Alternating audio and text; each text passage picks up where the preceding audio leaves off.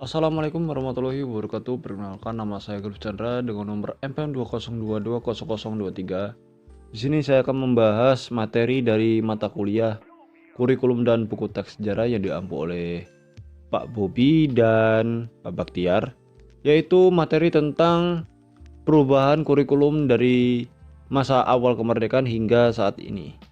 Nah, langsung saja ke videonya.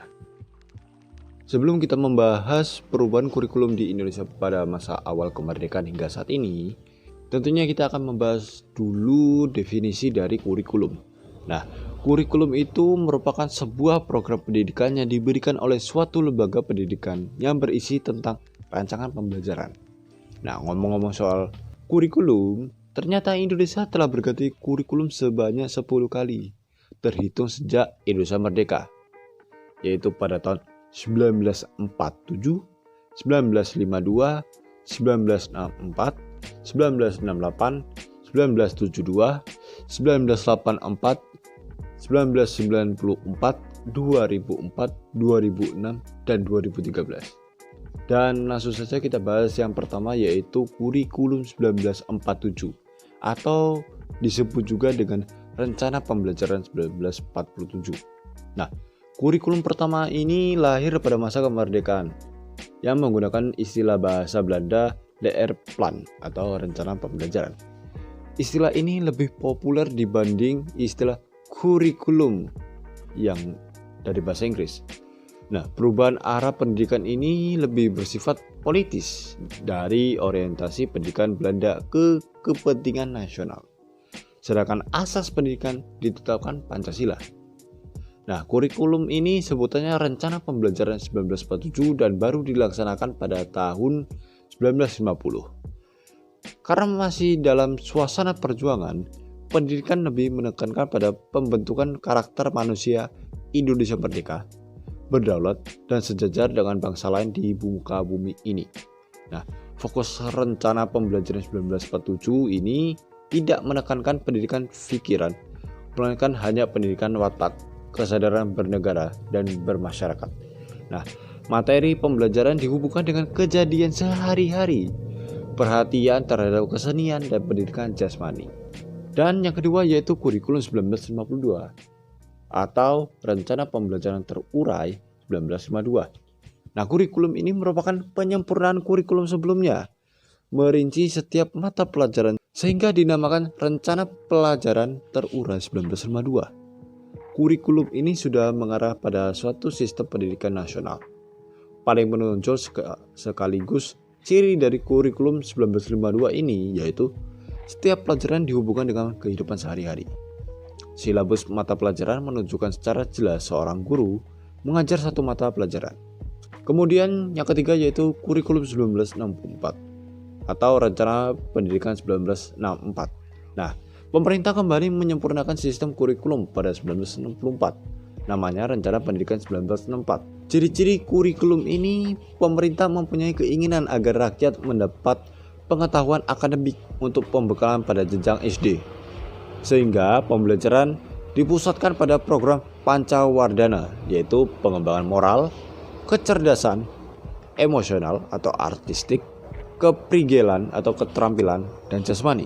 Selanjutnya yaitu kurikulum 1968. Nah, kurikulum 1968 ini lahir pada masa Orde Baru.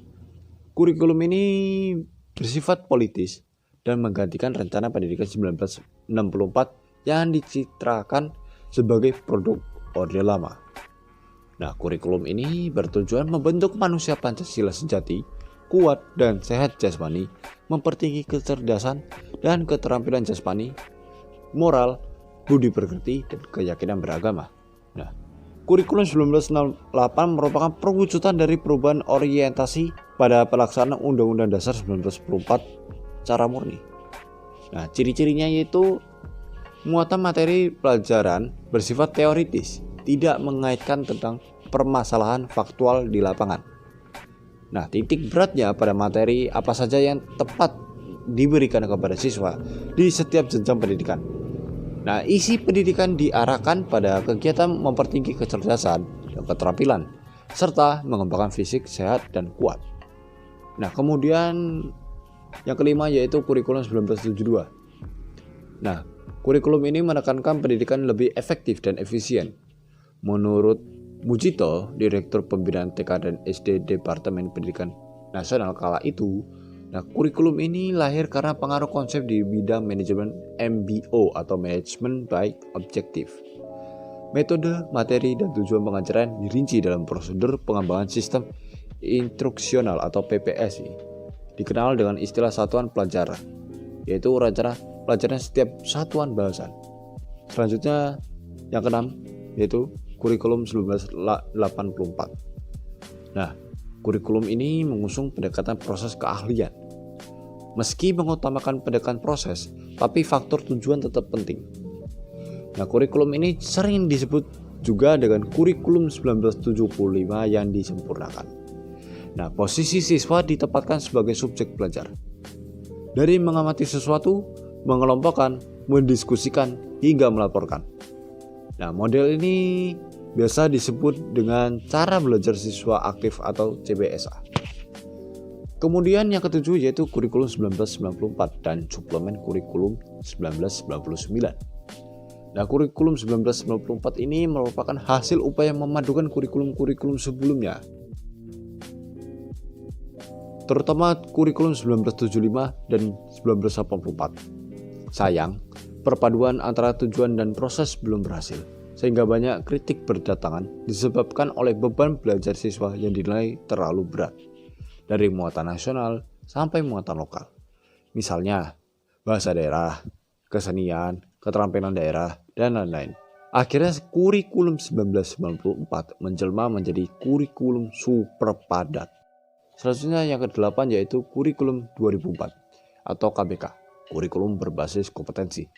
Nah, sebagai pengganti kurikulum 1994 adalah kurikulum 2004. Disebut kurikulum berbasis kompetensi atau KBK. Suatu program pendidikan berbasis kompetensi ini harus mengandung 3 unsur pokok, yaitu pemilihan kompetensi sesuai, spesifikasi indikator-indikator evaluasi untuk menentukan keberhasilan pencapaian kompetensi, dan pengembangan pembelajaran. KPK ini memiliki ciri-ciri sebagai berikut, yaitu menekankan pada ketercapaian kompetensi siswa baik secara individual maupun klasikal, berorientasi pada hasil pembelajaran dan keberagamaan. Nah, kegiatan belajar ini menggunakan pendekatan dan metode bervariasi. Sumber belajar bukan hanya guru, tetapi juga sumber belajar lainnya yang memenuhi unsur edukatif. Selanjutnya yang ke-9 yaitu kurikulum 2006 atau KTSP, kurikulum tingkat satuan pendidikan. Nah, kurikulum ini pada dasarnya sama dengan kurikulum 2004. Nah, cuma perbedaan yang menonjol itu terletak pada kewenangan dalam penyusunannya, yaitu mengacu pada jiwa dan dari desentralisasi sistem pendidikan. Nah, pada kurikulum 2006 pemerintah pusat menetapkan standar kompetensi dan kompetensi dasar. Nah, guru dituntut mampu mengembangkan sendiri silabus dan penilaian sesuai kondisi sekolah dan daerahnya. Hasil pengembangan dari semua mata pelajaran dihimpun menjadi sebuah perangkat yang dinamakan kurikulum tingkat satuan pendidikan atau KTSP. Dan yang terakhir yang ke-10 yaitu kurikulum 2013. Nah, kurikulum ini adalah pengganti kurikulum KTSP. Kurikulum 2013 memiliki 3 aspek penilaian, yaitu aspek pengetahuan, aspek keterampilan, dan aspek sikap dan perilaku. Dan di dalam kurikulum 2013, terutama di dalam materi pembelajaran, terdapat materi-materi yang dirampingkan dan materi yang ditambahkan. Nah, materi yang dirampingkan itu terlihat ada di materi Bahasa Indonesia, IPS, PPKN, dan sebagainya. Sedangkan materi yang ditambahkan adalah materi matematika.